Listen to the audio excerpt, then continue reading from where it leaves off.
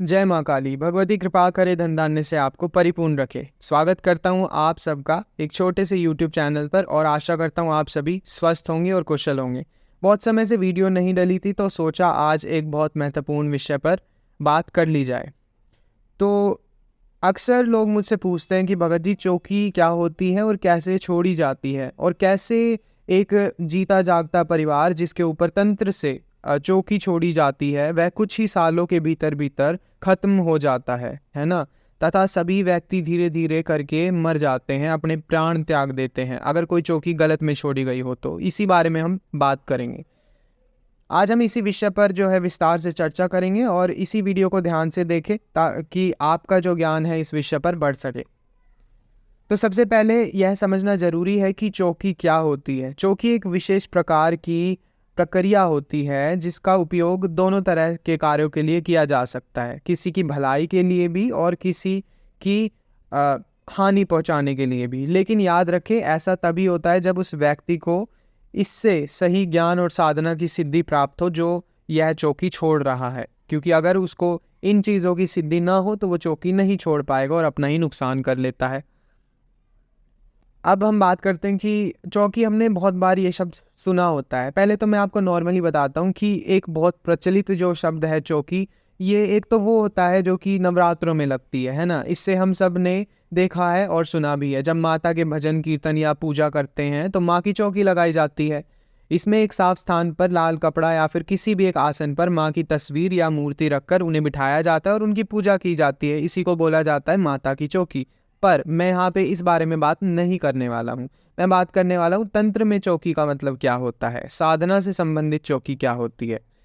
यह एक विशिष्ट साधना प्रक्रिया है जिससे तांत्रिक या कोई भी भगत जो है किसी विशेष कार्य के लिए जो है कुछ शक्तियों को सिद्ध करते हैं और फिर उन्हें छोड़ते हैं लोगों की सहायता या उनका नुकसान करने के लिए।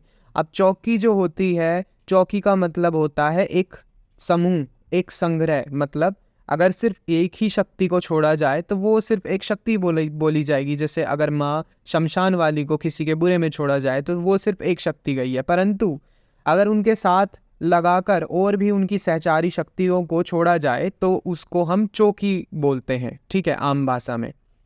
जैसे अगर किसी भगत ने किसी के बुरे के लिए अगर मान लो माँ काली की चौकी छोड़ी है, तो हो सकता है उस चौकी के अंदर माँ काली हो, उनके एक या दो या उससे ज़्यादा उनके भूत प्रेत हो, ठीक है, या फिर कोई अन्य शमशानिक शक्ति हो। जैसे आपने बुलाकी मसान का नाम सुना होगा या फिर आपने मनक वीर का नाम सुना होगा। तो ऐसा होता है कई बार कि माँ काली के साथ या माँ शमशान वाली के साथ जो है अन्य और शक्तियों को लगा के और अन्य एक्स्ट्रा जो है भूत प्रेतों को लगा के छोड़ा जाए। तो जब इनका एक ग्रुप बन जाता है, एक समूह बन जाता है, तब इसे हम चौकी बोलते हैं, ठीक है। इसे कभी कभी भलाई के लिए भी छोड़ा जाता है वैसे, क्योंकि अगर कोई किसी भगत के पास जाता है अपनी भलाई करवाने के लिए तो वह अपनी शक्तियों को इकट्ठा करके उनके घर पे भेजता है ताकि वो उनका भला कर सके। तो उसे भी बोल देते हैं कि उसने इनके घर में चौकी अपनी बिठा रखी है, ठीक है, या फिर छोड़ रखी है। पर ज़्यादातर केसेस में आपने देखा होगा चौकी छोड़ना गलत ही कार्यों के लिए किया जाने लगा है। अब संसार की यह स्थिति है। अब हम बात करते हैं चौकी छोड़ने की प्रक्रिया और इसका उद्देश्य। उद्देश्य तो मैंने आपको ज़्यादातर बता ही दिया है, फिर भी बात कर लेते हैं। देखो, जो चौकी छोड़ना है वो एक गहरी साधना का हिस्सा होता है जिसमें मंत्र, सिद्धि और तांत्रिक प्रक्रियाएं शामिल होती हैं। यह कार्य केवल वही कर सकता है जिसने उस विषय पर और उस साधना को पूर्ण तरीके से पूरा किया है और उसके पास उसकी सिद्धि है। यह कई प्रकार की हो सकती है, जैसे माँ काली की चौकी हो सकती है, भैरव बाबा की चौकी हो सकती है, नथिया माई की चौकी हो सकती है, बुलाकी मसान की चौकी हो सकती है, या किसी भी बावरी की चौकी हो सकती है। और भी बहुत सारी चौकी हैं जो कि प्रचलित हैं, ठीक है। तो एक चीज़ और की ध्यान रहे कि किसी व्यक्ति की भलाई या बुराई के लिए चौकी छोड़ना कई बार एक गंभीर कदम भी होता है, क्योंकि कई लोगों को अधूरा ज्ञान होता है और वो चौकी छोड़ने का कार्य करते हैं तो वो शक्तियाँ उस पे ही गलत प्रभाव डालती हैं और उसी को नष्ट कर देती हैं। इस चीज़ का बहुत ज़्यादा ध्यान रखना होता है, क्योंकि चौकी छोड़ने का काम ज़्यादातर शमशान से किया जाता है ज़्यादातर केसेस में। और ऐसी प्रक्रिया करने में अगर आप कुछ भी भूल कर देते हैं तो आपको ही शक्तियाँ जो है क्षति पहुँचाती हैं। यह कार्य एक तांत्रिक या सिद्ध भगत ही कर सकता है, जिससे साधना का पूरा ज्ञान हो और पूरी प्रक्रिया उसे पता हो, उसके गुरु ने उसे बताई हो। परंतु मैं तो यही कहूँगा कि बुरे कार्य के लिए जो भी करते हैं तो वो उसका अंत बुरा ही होता है। इसके बारे में भी हम बात करेंगे। देखो, पहले हम बात करते हैं चौकी की सिद्धि के बारे में। चौकी की पूर्ण सिद्धि का मतलब यह है कि वह जो व्यक्ति उन शक्तियों को चला रहा है, उसके पास उस शक्ति को और उसके साथ रहने वाली शक्तियों को नियंत्रण करने की शक्ति है, ठीक है, वह उनसे कार्य ले सकता है। सिद्धि प्राप्ति के बाद ही तांत्रिक या भगत चौकी छोड़ सकते हैं, यह जानना बहुत जरूरी है। इसके लिए विशेष भोग, प्रसाद या फिर बलि इत्यादि चढ़ाई जाती है। जैसे माँ काली की साधना के लिए या फिर उनकी चौकी छोड़ने के लिए तामसिक भोग की आवश्यकता होती है। और ये बात 99% केसेस में ऐसा होता है कि कोई भी चौकी जब छोड़ी जाती है किसी के बुरे के लिए, तो वो कभी भी सात्विक भोग पे नहीं छोड़ी जाती है, हमेशा ही उसको बलि या फिर उसको तामसिक कोई भेंट दे के छोड़ा जाता है, ठीक है। तो जैसे अगर माँ काली की अगर चौकी छोड़ी जाए तो उसमें हो सकता है कि उन्होंने किसी बकरे की या फिर किसी मुर्गे की जो है भेंट दी हो और तब उस चौकी को छोड़ा गया हो, क्योंकि बिना तामसिक बलि के चौकी गलत कार्य नहीं करके देती है, ठीक है। क्योंकि तामसिक प्रवृत्ति में ही चौकियाँ उग्र तरीके से चलती हैं, शक्तियाँ उग्र होकर चलती हैं और दूसरों का नाश करती हैं। अब चौकी छोड़ने की थोड़ी डिटेल के बारे में बात करते हैं कि क्या क्या चीज़ें यूज़ करी जाती है, क्या चीज़ें प्रयोग में ली जाती है। जब कोई चौकी छोड़ता है तो उसके लिए कुछ आवश्यक सामग्री चाहिए होती है। जैसे जिस व्यक्ति के ऊपर चौकी छोड़ी जाएगी उसके बुरे के लिए उसकी तस्वीर चाहिए होती है, या फिर उसका कोई उसकी व्यक्तिगत वस्तु हो, उसकी कोई पर्सनल चीज़ है, जैसे उसका कोई बाल हो, उसका कोई कपड़ा हो, उसके घर का पता होना चाहिए, ठीक है। तो मतलब उसकी उससे संबंधित चीज़ों का होना बहुत ज़रूरी होता है जिसके ऊपर यह गलत कार्य किया जाए। तो ये सारी चीज़ें उस व्यक्ति से संबंधित होती है जिस पर चौकी छोड़ी जा रही है। यह महत्वपूर्ण है क्योंकि तंत्र क्रिया में इसकी ज़रूरत होती ही होती है। और ये चीज़ मैंने एक और वीडियो में बताया है कि कैसे जो है तांत्रिक आपकी शक्तियों को बांध लेते हैं या फिर आपका जो है गलत कर देते हैं आपकी ही चीज़ों की मदद से, ठीक है।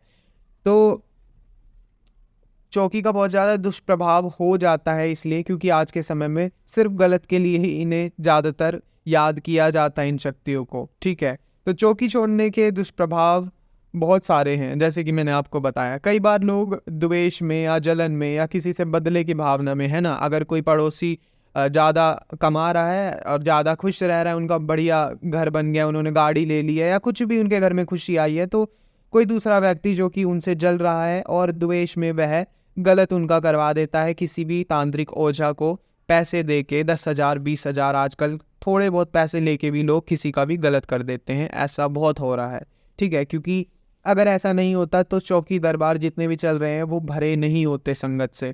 आप देखेंगे कि जितने भी चौकी दरबार चल रहे हैं माँ भगवती की कृपा से ही चल रहे हैं, परंतु लोग परेशान हैं तभी चल रहे हैं, और तंत्र इसमें से एक बहुत ज़्यादा बड़ी चीज़ है। लेकिन यह याद रखें कि जो हमारे पास हमारे कर्म होते हैं ना, वो अल्टीमेटली वो ही जीतते हैं। अगर आपने किसी का गलत करा है तो आप उसको भोगोगे ही, उसका प्रभाव आपकी ज़िंदगी पे नहीं तो आपके परिवार की ज़िंदगी पे आपको देखने को मिलेगा ही मिलेगा। इसलिए किसी को नुकसान पहुंचाने की इच्छा से ऐसा कार्य कभी भी किसी को नहीं करना चाहिए कि उसके ऊपर हम चौकी छुड़वा रहे हैं, ठीक है। अगर आप किसी परेशानी में हो तो सही मार्गदर्शन के लिए सही व्यक्ति के पास जाएं। अगर आपको लगता है आपके घर में कोई चौकी आ रखी है या फिर आपको कोई व्यक्ति या कोई महिला या फिर कोई भी गलत तरीके की चीज़ अपने घर में आपको अनुभव होती है, आपको सोते समय अगर गलत लगता है या सपने में कुछ गलत चीज़ें आपको दिखती हैं या फिर आपके बच्चों को कुछ गलत चीज़ों का अनुभव होता है, तो आप किसी समझदार व्यक्ति के पास जाएं जो इन चीज़ों के बारे में जानता हो और इनकी काट करना उसे आता हो, तभी आपका जो है भला हो सकता है। क्योंकि हो सकता है चौकी की वजह से आपके घर में आर्थिक तंगी आ रही हो, जिसका हो सकता है आप एक प्रैक्टिकल रुख निकाले कि भाई ये तो इसलिए हो रहा है, परंतु हो सकता है कि किसी की तबीयत खराब हो, ठीक है। तो तबीयत खराब होने पर सोच लेते हैं डॉक्टर का हो, तो डॉक्टर की वजह से अब इतने ज़्यादा आप पैसे भी लगा देंगे पर उस चीज़ का इलाज नहीं होता है। तो आपको यह समझ लेना चाहिए कि कुछ चीज़ जिसको आप ठीक करने के लिए इतने समय से प्रयत्न कर रहे हैं, इतने सालों से प्रयत्न कर रहे हैं, पर वो चीज़ ठीक नहीं हो रही है, तो हो सकता है कि कुछ अलौकिक चीज़ उसके पीछे कार्य कर रही हो, कुछ ऐसी शक्तियाँ हों जो वह चीज़ को ठीक होने ही नहीं दे रही हैं। चाहे वह आपकी आर्थिक समस्या है, चाहे वह आपकी मानसिक समस्या है, या फिर आपके शारीरिक कोई रोग है, ठीक है? हो सकता है आपके रिश्ते ख़राब हो रहे हों। तो ये सारी चीज़ें हैं, अगर आप इनका एक सॉल्यूशन नहीं निकाल पा रहे हैं, तो हो सकता है कि आपके घर में नेगेटिविटी हो, किसी ने चौकी भेजी हो, ठीक है? तो किसी समझदार व्यक्ति से, किसी समझदार भगत से मिलें और अपना जो है इस चीज़ को लेके इस तंत्र की काट कराएँ, ठीक है? अगर आपको आज का वीडियो अच्छा लगा तो आप कमेंट में ज़रूर बताएँ, और अगर आपका कोई प्रश्न है इससे रिलेटेड तो भी कमेंट में आप पूछ सकते हैं। इस जानकारी को और भी लोगों तक पहुंचाएं और वीडियो को शेयर करें। अगर किस प्रकार की आपको समस्या है और आप अगर समाधान चाहते हैं, तो आप हमसे इंस्टाग्राम पर जुड़ सकते हैं। आप मेरे इंस्टाग्राम पे मैसेज कर सकते हैं। मैं अपना नंबर डालने की भी कोशिश कर रहा हूं, परंतु अभी भगवती ने इजाज़त नहीं दी है। वह भी कार्य जल्द ही किया जाएगा, परंतु फ़िलहाल के लिए आप इंस्टाग्राम पर मैसेज कर सकते हैं। मैं आपसे किसी अन्य विषय पर किसी अन्य वीडियो में मिलूंगा। तब तक के लिए जय माता दी, जय श्री महाकाल।